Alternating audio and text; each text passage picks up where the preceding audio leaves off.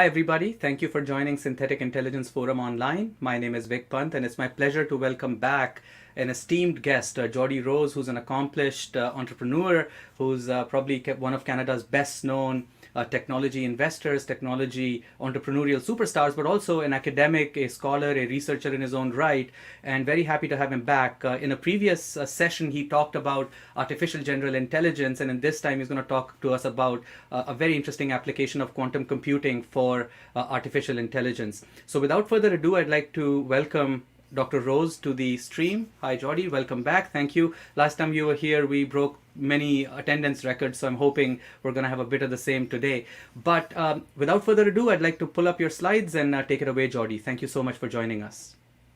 Thanks for having me back. I'm glad that that my presentation last time was well received. When you talk about how there is no free will, sometimes you have some mixed receptions.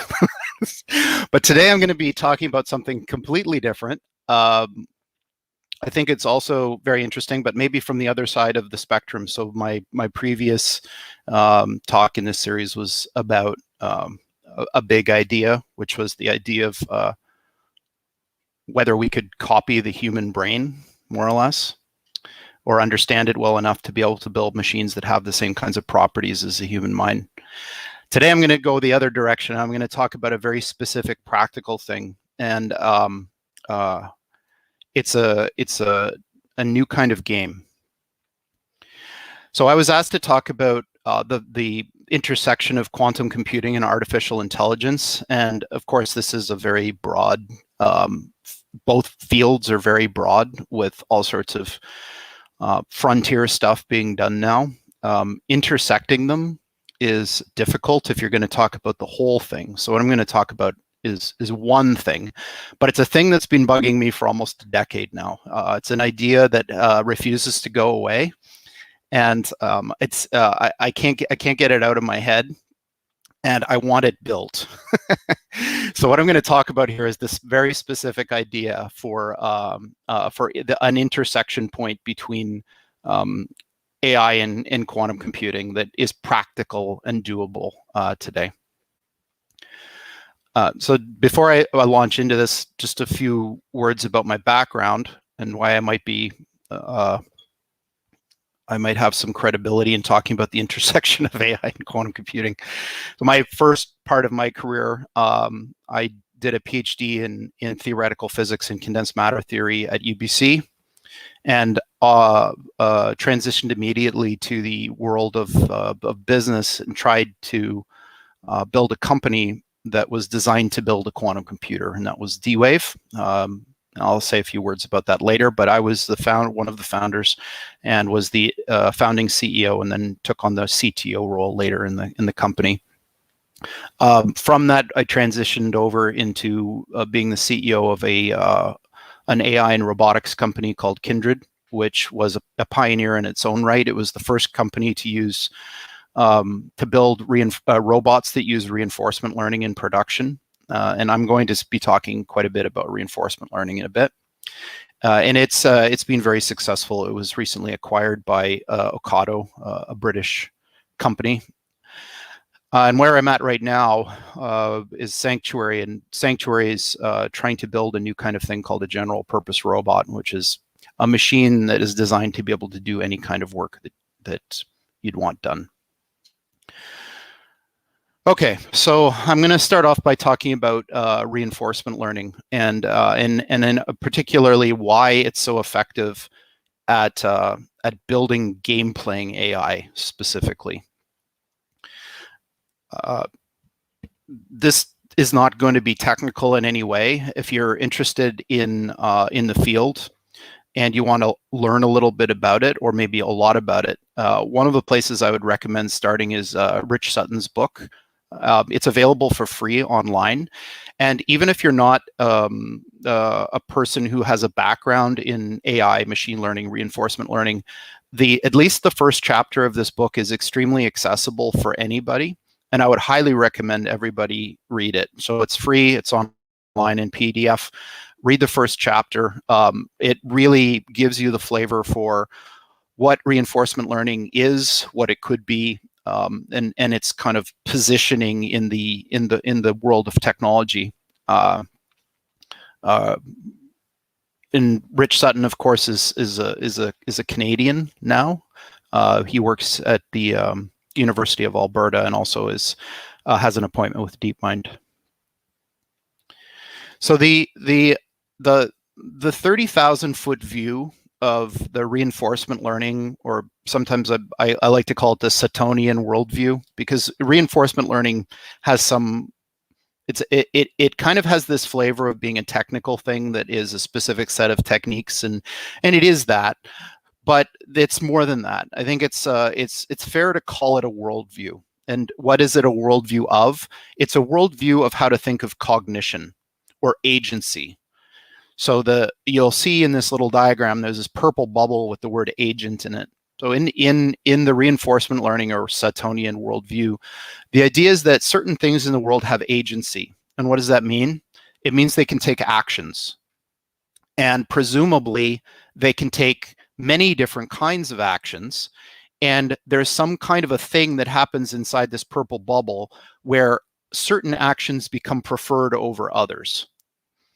So the way that to think about this as a worldview of cognition is that the first step is that you imagine that there is a division of the universe into two parts. One of them is what we call the environment, and the other is the agent. It gets a little bit more complicated than this when you start doing the details, but essentially that's the idea, is that there's the thing with agency, and then there's the rest of it. And it's a very interesting question to know where to draw this line. But let's say for you, let's say that your agency sort of ends where your skin is. So if you were to draw an outline around your body where your skin was, something like the agency lives within that outline, and everything else is, we'll call it the environment. So that's the first important thing. The second important thing is that there's an idea of a loop. So when you take an action, you change the environment.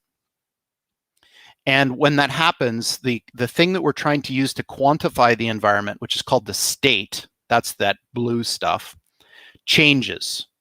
So when I take the action to lift up this cup, the universe has changed. The place where the cup is has changed, therefore the state has changed.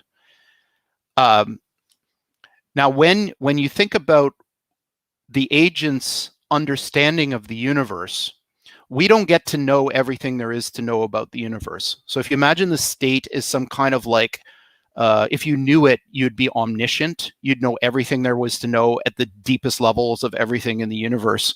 We obviously don't get to know that. What we get to know is some partial thing, which was called observations in this language. So an observation is some heavily filtered and processed view of reality that enters into the agent's, call it mind. So when I lift this cup, what is actually happening in the real world is this exceedingly complex thing that ultimately boils down to quantum field theory and all that.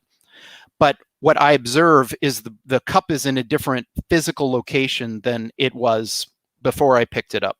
So observations are some kind of a very human thing, or not only human, but the cognitive thing that is not the same as state, but it's derived from it. Now, in those observations, there's a very special kind of observation in reinforcement learning, which is called reward. And reward is singled out because in the technical part of reinforcement learning, the way that you determine what action you should take, given the observations or the state, what you think the world is at a certain point in time, evolves. So if I was to take a certain action from a certain state, that might be good for me or it might be bad for me. And how I determine whether it's good or bad is this numerical thing called reward. So in the way that reinforcement learning is usually thought about, the systems that it's applied to are things like games or whatever, like these very simple ideas. But this concept, this worldview of how cognition works, of course, should apply to any agent, including you. So if you have agency, if that is, if you can choose what actions you can take in some sense, then you could be modeled using this very simple and profound notion. So why does this idea work so well for games, but so poorly for everything else? So there are examples that I'll show where this idea has been overwhelmingly successful for games, but we don't have AGIs walking around yet. So why are these two situations so different? And there's a list, but I will single out three that are particularly important that differentiate games from other systems. So the first is that in the kinds of games that RL excels at, the state and the observations are the same thing. So what that means is that we don't partially observe reality; we fully observe it.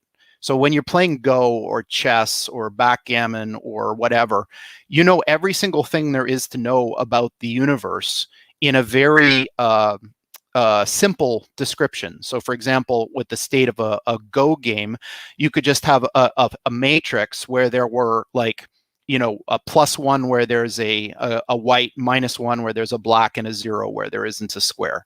So this Go board position, which we can think of as the state of the universe for the Go playing system, is very easy, fully observed. There's no hidden variables or anything we don't know about it. It's just there, and it's kind of trivial. So that's number one. Number two is that it's very easy to know what the reward is in a game because games are designed to be won or lost. So all of these games have a trivial reward system, which is derived from the rules. Like, how do you know if you've won or lost? Well, you know, it's a game. There's rules. There's a rule for who wins and who loses, which is easy to apply and easy to compute. And the third thing is that in games, the action space, that is the sorts of things that you can legally do, is discrete. That is, you can do this or this, but not like half of each. And it's small. So even in something like a large Go game, the number of moves that you can make at any given point is actually quite small. Now, of course, the number of moves you could make in an entire game is astronomically large, but the action set at any given point in time is constrained and relatively small. And I just wanted to point out that this thing that has been built, that is the simple idea, works really, really well in the case of games of the sort that I'm talking about. So here is an example for chess. The most recent chess playing AIs based on reinforcement learning are so much better than humans that even the best players that have ever lived can't compete with these reinforcement learning based programs such as the Mu-Zero DeepMind system. And this isn't just for chess. As the game gets more and more complex, the gap widens. So if you get into Go now, the best Go playing AIs are way better than the best humans. They can beat them every single time. Whereas for chess, you know, this gap that's being shown is not so great. Okay, so that's reinforcement learning, a very, very powerful idea that's been applied in certain areas, specifically games, to create superhuman game playing capability. All right, so number two is the quantum computing part of this. Okay, so last time I talked a little bit about quantum mechanics, but now let's talk about a use of quantum mechanics.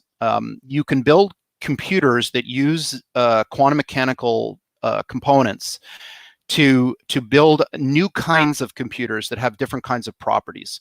One of the ways that I like to think about this is that in the proper way of thinking about quantum mechanics, you have these different branches of the wave function. These different branches have different solutions to problems in the quantum computing sense. So if you have, like, say, 3 qubits, the situation where you read out 0, 0, 0 is one of the branches of the wave function. The situation where you read out 1, 1, 1 is a different branch of the wave function. These things can interfere with each other. So David Deutsch says this kind of poetically, useful tasks performed in collaboration between parallel universes. which is kind of a really, really cool way to think about this. And it's technically correct. I just wanted to say a few words about this because if you attended my last lecture, I did go on about this at length, but I wanted to just say it again if just to reinforce this. So there's quantum mechanics is simple if you take it seriously. It becomes very complicated if you don't. And there's a long history in the academic side of quantum computing about not taking quantum mechanics seriously. So things like the Copenhagen interpretation are hacked together ways to understand this type of physics, which are not sensible or logically coherent. The only way to make quantum mechanics sensible and logically coherent is to think about it seriously, which means that everything is quantum mechanical in the universe, not just the thing that you think is quantum mechanical, everything is. And while I think like as early as maybe say 5 to 10 years ago, this type of a blunt statement about the reality of the quantum mechanical wave function was, if not heretical, at least it would get you kind of in trouble with some folks. But I've always taken this position. I think that the folks who understand quantum mechanics most deeply unanimously feel this way. I don't think this is an opinion anymore. And it is like Deutsch, I quoted him again, it's remarkable and counterintuitive, but it's the only thing that's consistent with the quantum mechanics taken seriously. But of course, all of that, it may only be interesting from the kind of gee whiz side of things. If you really care about what a computer is, ultimately what you care about is not how it works, but what it does. And that, of course, the promise of quantum computers is that this weird thing that we're talking about harnessing, at least theoretically, gives you possibility of creating new kinds of computers that can solve problems that you just simply can't otherwise. So here's an example, and in some sense, the thing that kicked off the interest in the field from the practical perspective, like why would you actually want to build one of these things? And it's Shor's algorithm. Now there are more quantum algorithms than just Shor's algorithm. This is just an example, but it gives you a flavor for the compute side of things. So Shor's algorithm is a method for using a certain kind of quantum computer, which is called a gate model quantum computer, to factor products of prime numbers. So what does this mean? If I give you a number like 39, and I ask you for its factors, that is the numbers that multiply together to give you that number, certain kinds of numbers have the property that they're the products of two prime numbers. So 39 is one of these. It's a product of 3 and 13, which are both prime numbers. Now you can probably do 39 in your head, but as I make the number bigger, it becomes very difficult to know what the factors of that number are. And it's not just hard for your human brain, it's hard for all of the algorithms that have ever been developed in the history of humankind that at least that we know of. And I put that last part on there because the factoring of prime numbers, the products of prime numbers, is the core hard problem that makes certain kinds of internet encryption possible. So if I was to send in clear text that big number to you, and you needed to get a factor to decrypt my message, I can send the public side of this, which is the big number, but you're the only one who knows what the factor is, and I can't factor it because I don't know how. So if you could solve this problem very quickly, then at least certain kinds of internet encryption algorithms would fall to you. So the way to think about what the promise of quantum computing is not that they're faster computers. It's that the number of steps you need in your algorithm grows more slowly than it would for a conventional computer. So in the case of the best, at least published classical algorithm for factoring prime numbers, as D grows, so D is the number of digits. So the 39 is 2, and this is however many that number is, maybe 20-ish. So as D grows, the number of operations it takes for a conventional computer to factor the number grows as an exponential of some power of that number. Whereas for Shor's algorithm, it grows as a power of that number. And you can just look at these curves.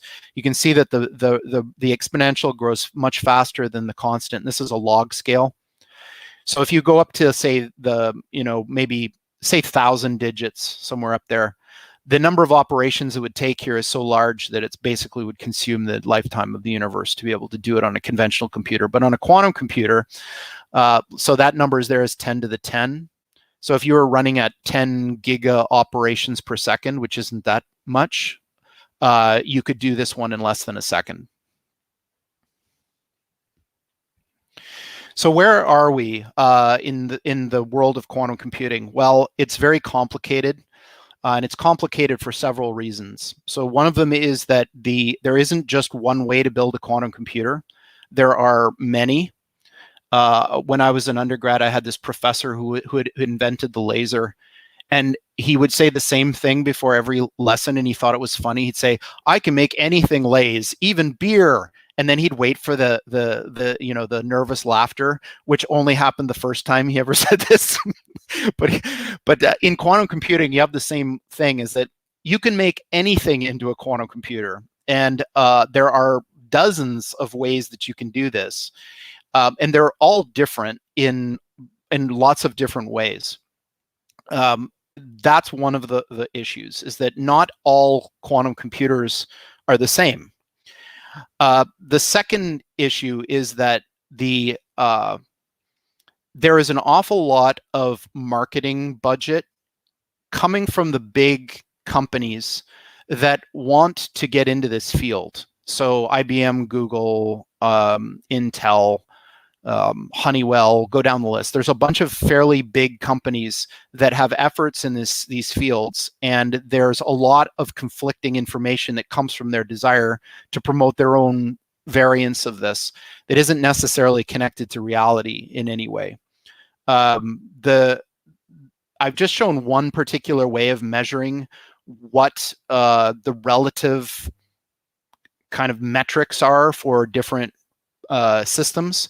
So this one is qubit count. So in this one, it's kind of ridiculous, right? Because D-Wave is so much farther along than everyone else. So I've had the ability to step back from the whole quantum computing thing for many years now. I haven't actually been in the field since 2014. So it's been 7 years since I thought too much about quantum computing.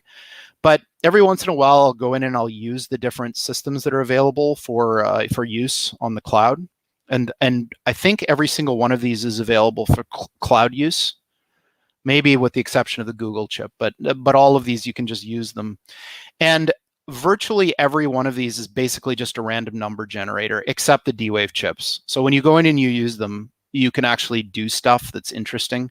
The rest you can't. So there is some controversy about what makes a good quantum computer and whether one qubit is equal to another. But if all you really care about is solving problems, there really is only one game in town right now, and it's D-Wave. But that's changing. All the rest of these guys are pumping a lot of effort into trying to grow their efforts, and all of these guys have their own things where you could point to them being unique and interesting. The last two I'll point, I would like to single out, this IonQ and Xanadu. So they're using different hardware.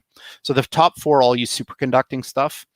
These guys, the IonQ uses ions, and the Xanadu guys use photons. So these are kind of an interesting different way to try to approach the problem, but they still have the problem of integration and scale, which none of these guys have solved except for D-Wave. Okay, so now I want to get to the thing that I really wanted to talk about, is putting these two things together. So the core idea that I want to push on is to create a game where assumption number 2 fails. And particularly, I want to try to create a game where the the reward function calculation is difficult.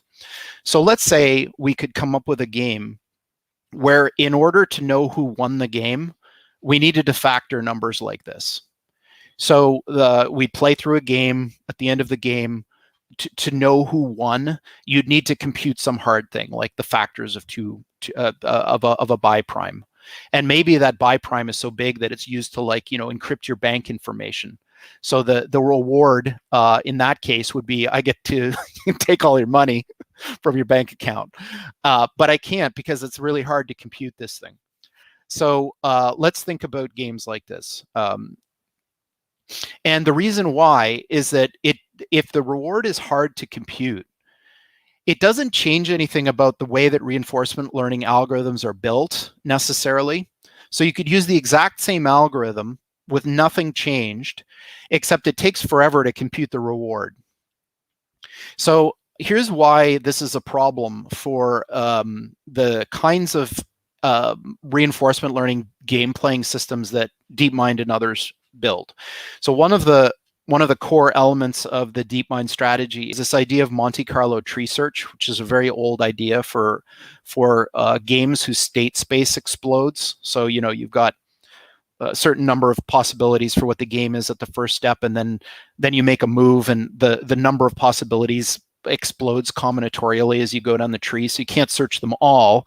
So how do you deal with that? So this is an idea for dealing with that. So the essence of the idea, and I've shown it here for tic-tac-toe, is let's say you unroll a particular game. So this is a game of tic-tac-toe. So I put my X in the middle, you put your O there, I put my X here, you put your O there, I put my X here. Oh, look, I won. Okay.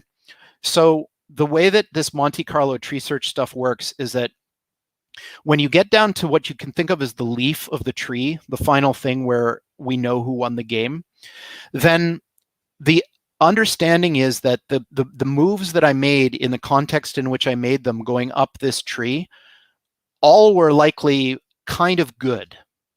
So if I go from here and I step back one step, I can say the fact that I put the X down there in the bottom one, that was good, right? Because it made me win.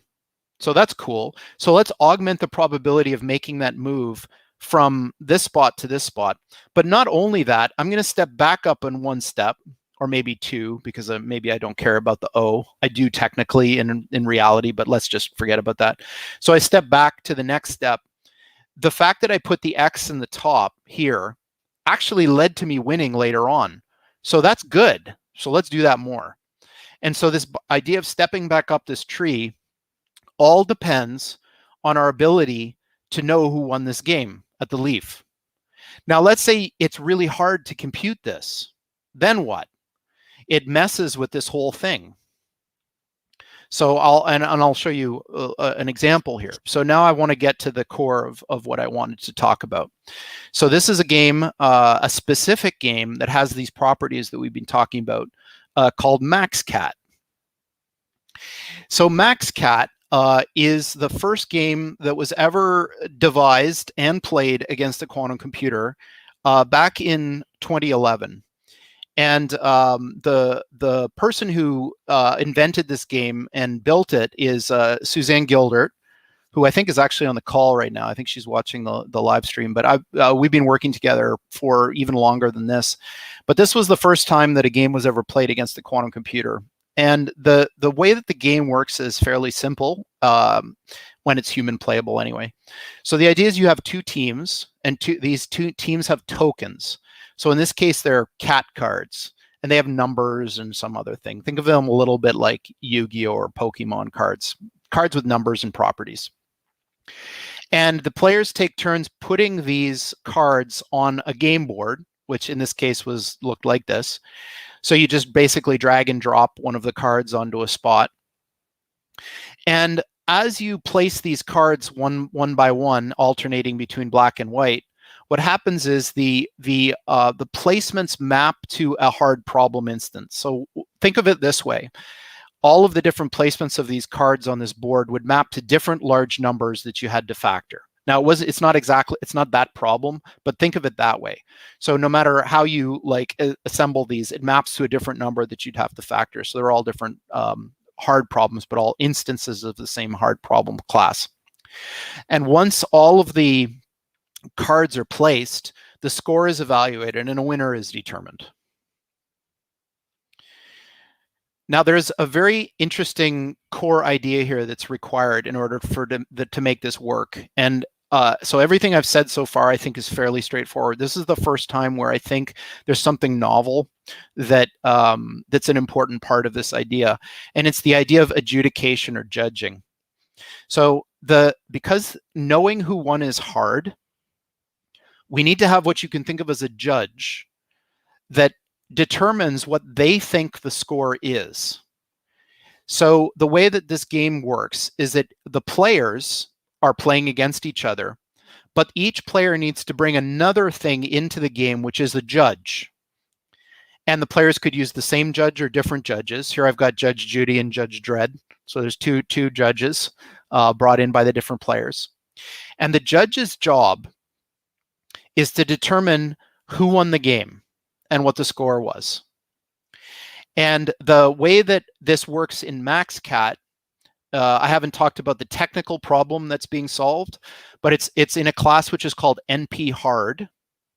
And what an NP Hard problem is basically, in the worst case, exponential in the number of variables. So it's in the worst case, it's a hard problem to solve, but it has that's kind of required. But the interesting part about this type of problem is that you can propose a solution that has a score which we can call energy. And you can propose this score with an associated energy, even if the score and the energy are not the solution to the problem. So let's say the Judge Judy comes and says, I have a solution that has energy -5. And Judge Dredd says, hey, wait a minute, I've got a solution that's energy -7. And we can easily check. That's one of the properties of these NP Hard problems. And if Judge Dredd is right, that his thing is -7, then Judge Dredd wins, and Judge Dredd's adjudication holds, and that's the way that the score is adjudicated and the side wins. So why is this such an interesting idea, at least to me? So the reason is, okay, so let's say that we have on the left, we have the quantum computer. Let's say Judge Judy is a quantum computer, and Judge Judy is really good at knowing who won this game and the reasons for it. And let's say Judge Dredd is the best possible classical algorithm, but he's kind of terrible at knowing who wins this game. Now let's say we take the exact same AI algorithm and we're going to train a bot to play this game well. One of them gets Judge Judy and one of them gets Judge Dredd. So the one that gets Judge Judy is going to use this Monte Carlo tree search algorithm, and the probabilities of making good moves are going to be accurate, because when blue wins, we record that and we say, hey, all those moves that got to this point, that's good, we should do that. But now just think about what it means for the classical computer to have Judge Dredd like basically saying who won randomly and getting it wrong most of the time. Then the Monte Carlo tree search algorithm is going to create garbage, because it's telling you, in this case, that red won, which is wrong, but your algorithm doesn't know that. So it's going to back propagate all these probabilities up the tree, and it's going to make the wrong decisions about what moves to make at every step of the game. So the lack of ability to adjudicate the game at the end is a dagger in the heart of any reinforcement learning algorithms building a game playing AI. So the idea is very simple about what I expect to see for games like MaxCat, or other ones where you have quantum computers against classical computers, is that the conventional way of thinking about what it means for a quantum computer to beat a classical computer, there's all sorts of different language about this, like quantum supremacy and blah blah blah and all of this. But the reality is that in a case like this, even if you're just a little bit better, So if I get the answer just a little bit better some of the time, in training an AI algorithm to play a game like this, that just a little bit better translates into an enormous advantage at the end for the AI that's trained using these two different systems. So if my Judge Judy adjudicator is the D-Wave advantage system, and I train it on that, and I was to do the very best possible thing using the very best classical algorithm, say this one here, this thing is just going to smoke the classical system, even if the quantum computer is only a tiny little bit better at solving the problem. And by the way, the reason why I think this is such a good idea is that quantum computers in reality solve very exotic kinds of problems that aren't necessarily mapped to business things. So if you want to use them to their best, no matter what the kind of quantum computer is, you have to use exotic problem types. And when you build a game, you're the game designer. You can create the system to be whatever you like. So if you wanted to create a game that had some kind of weird exotic problem underneath it, go nuts. I mean, okay, fine. It's a game. I just made up the rules. The rules don't have to be bound to any like thing in the real world. I just made them up. So make them up to favor the quantum computer. And what I think will happen here is that when you have these game-playing AIs, you're going to have the best possible classical thing in the world, losing every single time to the thing that's trained using the quantum computer. And by the way, if you don't like the D-Wave systems and you want to use one of the others, the same thing is going to hold. Like if you can find a problem that a particular piece of hardware is better at than a conventional system, even by a tiny little bit, even under the most game situations that you can find, this should still hold. And so why have I never been able to let go of this idea?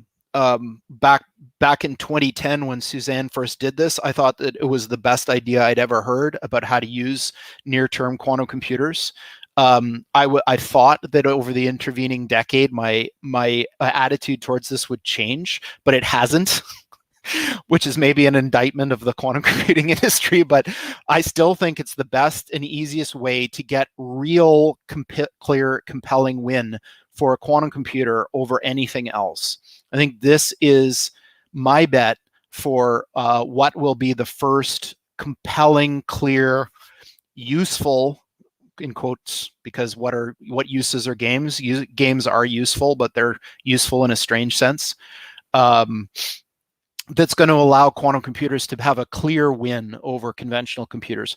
And by the way, all this blah, blah about quantum supremacy, come on. Like anybody who knows anything about that's actually looked at what it is, it's so underwhelming. It's technologically and scientifically, it was a monumental feat. It is, it was very hard to do it. But from the perspective of stepping back and saying, what is this thing? It's really just a weird random number generator, not even an interesting one. So from the perspective of use, this sort of stuff is totally not useful at all. It's not even interesting in my view. And that's not just for the quantum supremacy stuff. If you look at all the things that D-Wave has done with its system, probably the most compelling, at least from my part, is using it to simulate quantum magnets. In that case, it's done things that you just can't do otherwise. But still, I mean, okay, fine. There's a role for simulating magnets. And yes, condensed matter theory is interesting if you're a condensed matter theorist. And maybe it does have some applications in real materials. But it's not really what people want. What we want is something like, this quantum computer beats everything else at chess. Now, we can't win at chess, unfortunately, because it doesn't have the right structure. But we can win at something, and that something is this thing that I'm talking about. So what do we need in order to actually do this? I think you only need 4 things. And if I had all of these 4 things, I would have done this a long time ago, but I don't have any of them. Well, maybe number 2. But the first thing is you need somebody who really knows how to implement the kinds of algorithms that DeepMind uses to do reinforcement learning for game playing, and not just the hacky kind of way, but actually do it right. Because in something like this, you want to make sure that you're doing the best job that you can. By the way, it's the same algorithm would be run on the classical and quantum computers. So in that sense, it would be fair even if it wasn't state of the art. But you want this thing to be as good as it can be, so that you're not handicapping either of the sides. So that's number one. The second thing is you need to know how to use the D-Wave system or whatever quantum computer you want to use. For MaxCat, it has to be D-Wave. I think it makes the most sense because it's the most advanced. I think if you were going to do this with other things that are available now, it wouldn't work because those systems are, like I say, they're mostly just random number generators at this point. So you'd have to know how to use it. And something about how Ising models work, which is not that hard. If you know how neural net works, you know how Ising model works. The third thing is that you need to be able to build a web interface to this that allows people to play against each other and to host bot competitions. And then the fourth thing, which I think is probably important, although maybe not as important as the rest, is game design understanding. So the way I would think of the perfect team to do this is that you've got 3 or 4 people that combine this skill set and just build the thing. Just one last word about variants of this game. So like Go can be played on different board sizes, these kinds of games can also be played on different board sizes, and the board size can scale it from being a fun casual game that humans can play against each other, like chess or Go or whatever. That was the original one that we built, the one on the right there. But the ones that you'd want bots to be playing against are actually defined on graphs that aren't human playable. So the Pegasus interconnect that is in the chip in the D-Wave Advantage has 5,000 nodes. So you can think about that like 5,000 of those little present boxes. And the way that the tokens have to be built is it requires some care when you've got 2,500 tokens on either side playing this game. So there is the sense that even though it's the same game, it's in a different domain for bots versus humans.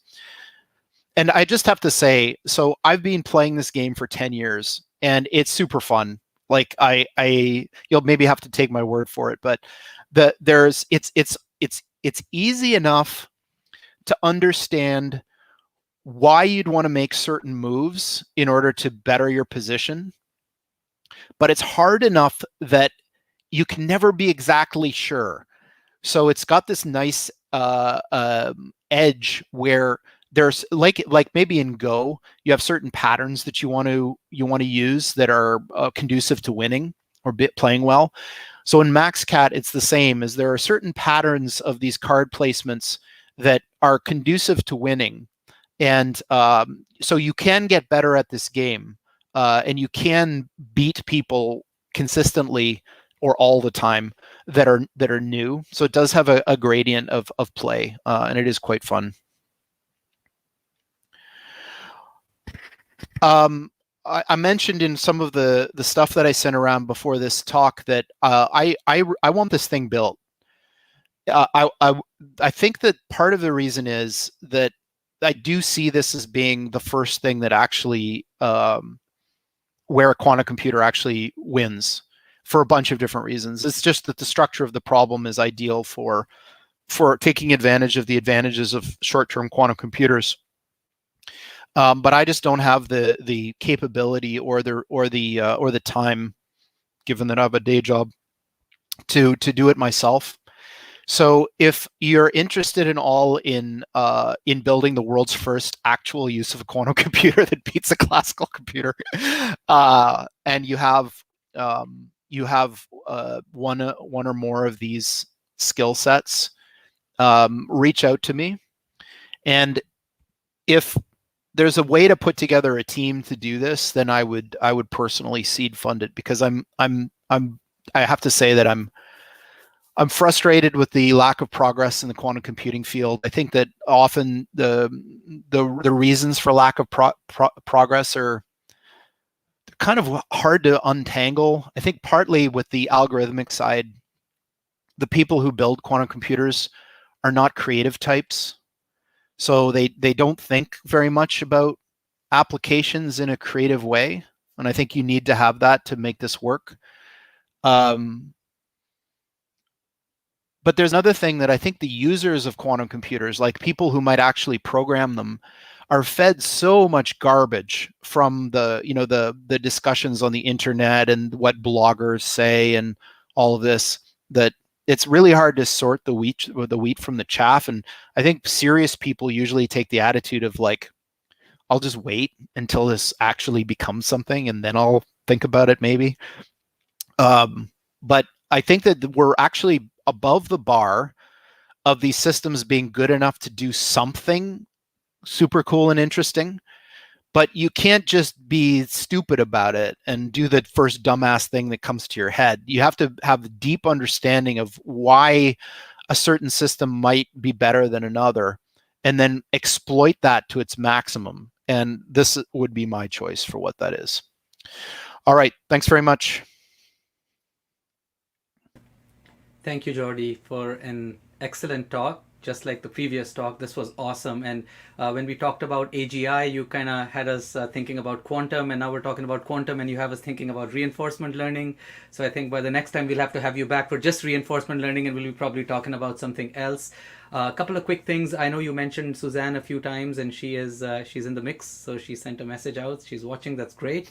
I have a quick question, and there's a few other questions I want to get to as well.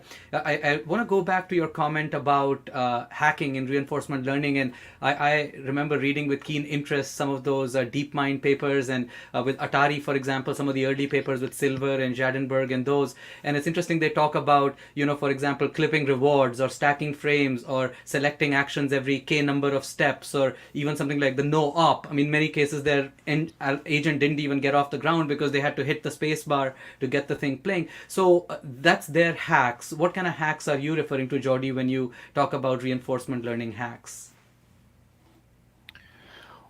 Well,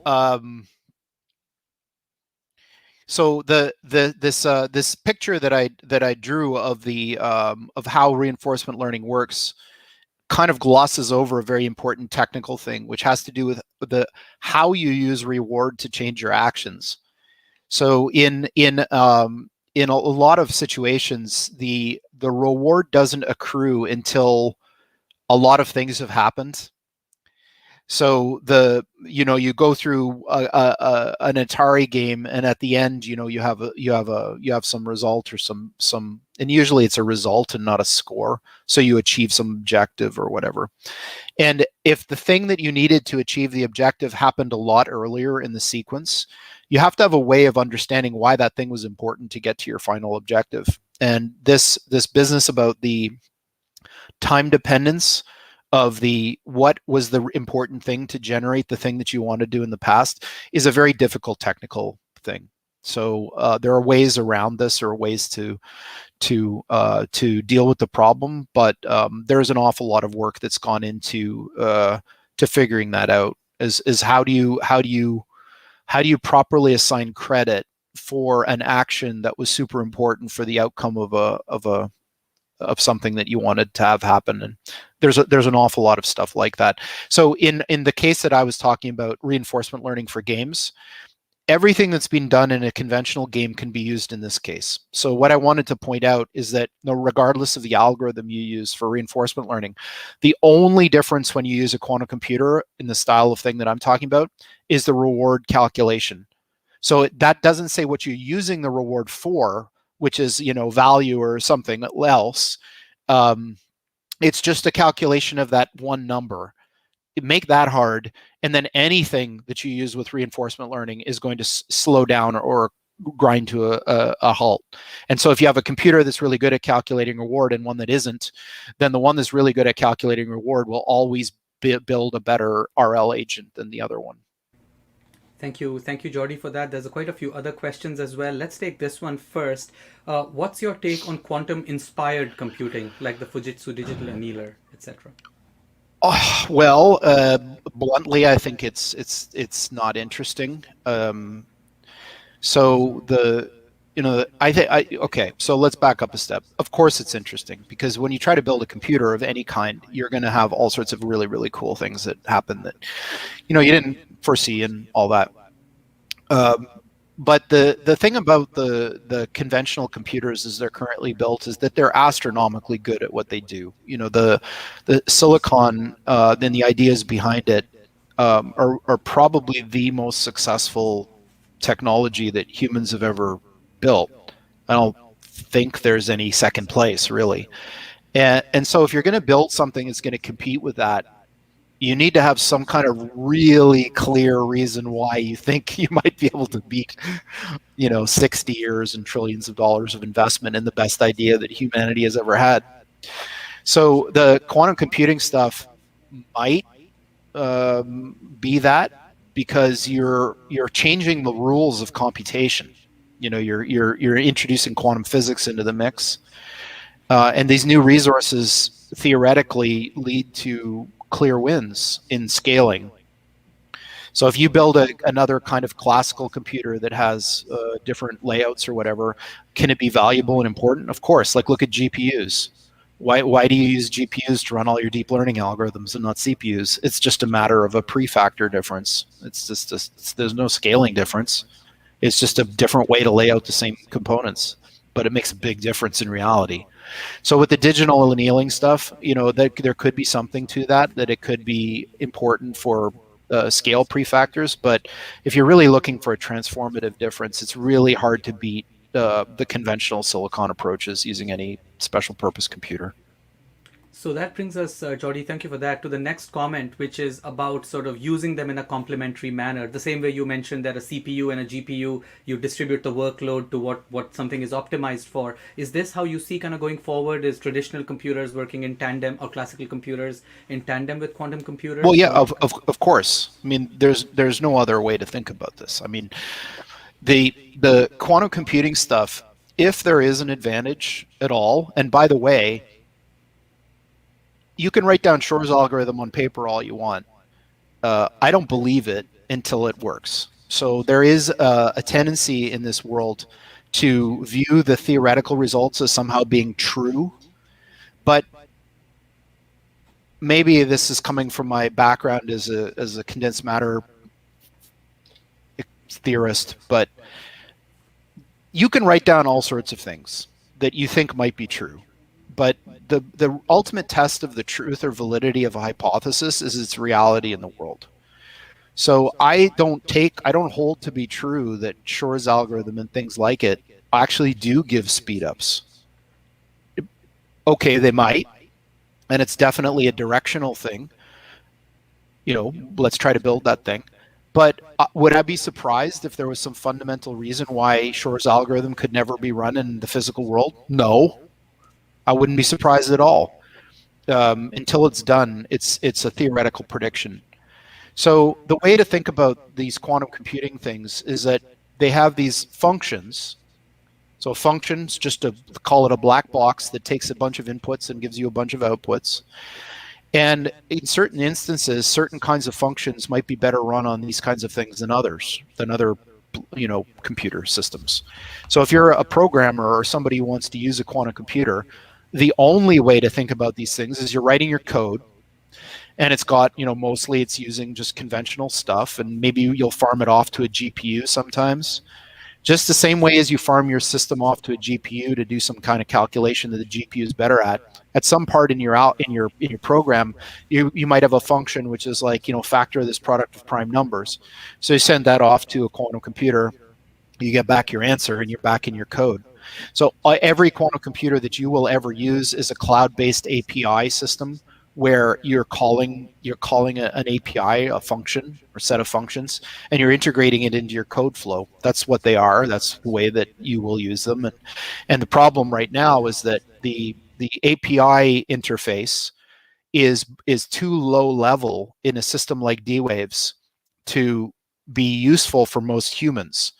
So the way that the API works at the D-Wave level is it's mostly what you could think of as the old school machine code, where you have to set like voltages in transistors and stuff. And most of us never did that, even when it was back in the real, like, the setting voltages days.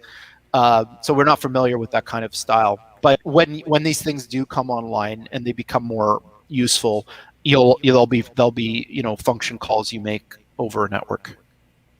Thank you, Jordi. Just in the interest of time, let's do one more question. There's far too many questions in the chat than we can cover, but certainly I'm sure that folks can interact with you through email and other forms as well. A quick question for you, Jordi, which is a viewer asked us, somehow intrigued by the exotic problems you referred to. Can you give a couple more examples, just maybe one another example of what's an exotic problem? Well, the ones that are the best fits to the current quantum computing, I suppose, regime are quantum stimulation problems. So what does that mean? It means you're using one quantum system, which is whatever quantum computer you prefer, to simulate another quantum system, which could be a molecule or a material or whatever. So the D-Wave stuff is being used very profitably to simulate certain kinds of materials, magnetic materials, where magnetic material is basically a material that contains little magnets. So the simulation of the quantum properties of one material with a quantum computer is an example of a category of what I would call exotic problems that has worked quite well. Thank you very much, Jordi. So that brings us to the top of the hour. We really appreciate, on behalf of the Synthetic Intelligence Forum community, for you giving us not one but two awesome talks. And we hope to have you come back in a couple of months and give us another lay of the land of what has changed and what has advanced and progressed in these super exciting fields of AGI, as well as quantum computing and reinforcement learning. So thank you so much, Jordi, and we'll see you again soon. Bye for now.